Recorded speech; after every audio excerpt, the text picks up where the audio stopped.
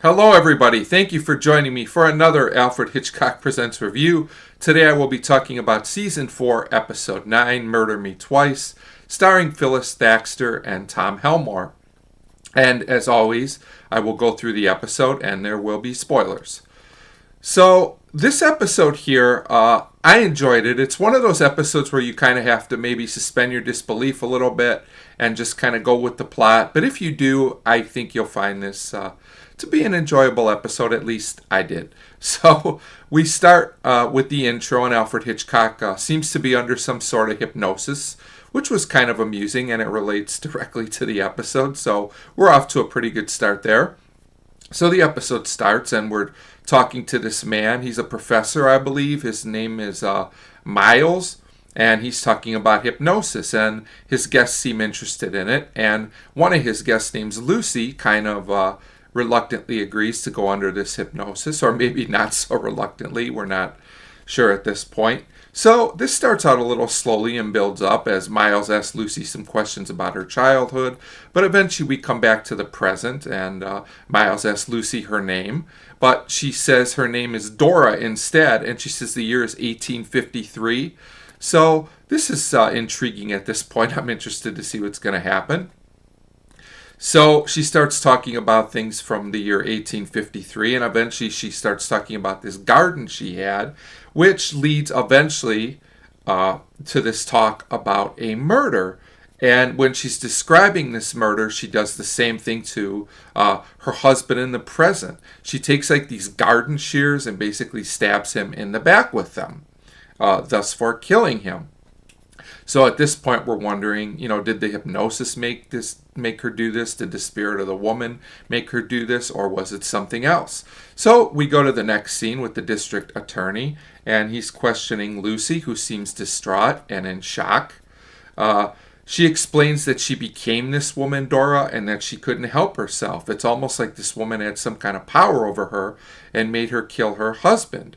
So then the DA talks to Miles, the hypnotist, and wants to know what's going on. Is it possible that this really was Dora, or the spirit of Dora that killed this man?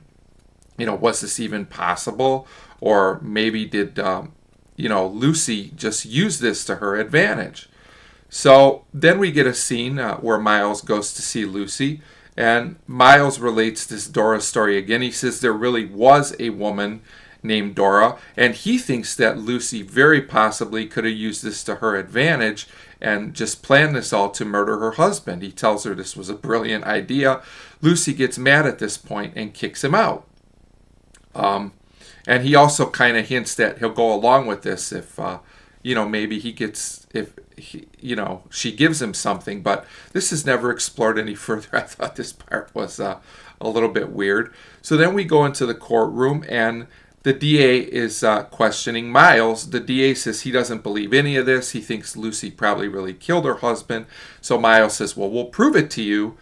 So Lucy kind of agrees to get hypnotized again in court. So we go through the process again, and it looks like Lucy's under hypnosis.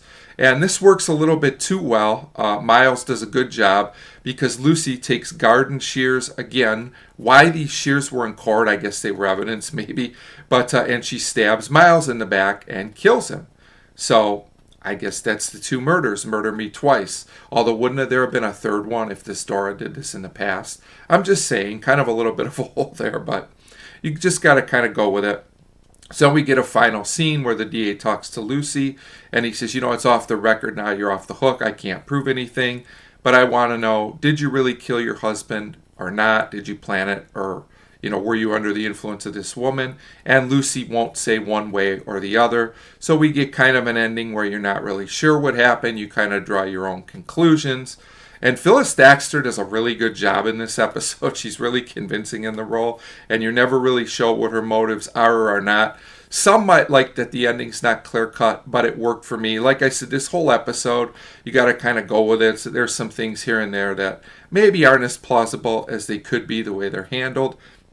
But overall, while I don't think this is a classic episode, it was entertaining enough with a good Phyllis Thaxter performance as always, and I'm going to give this one a 3 out of 5.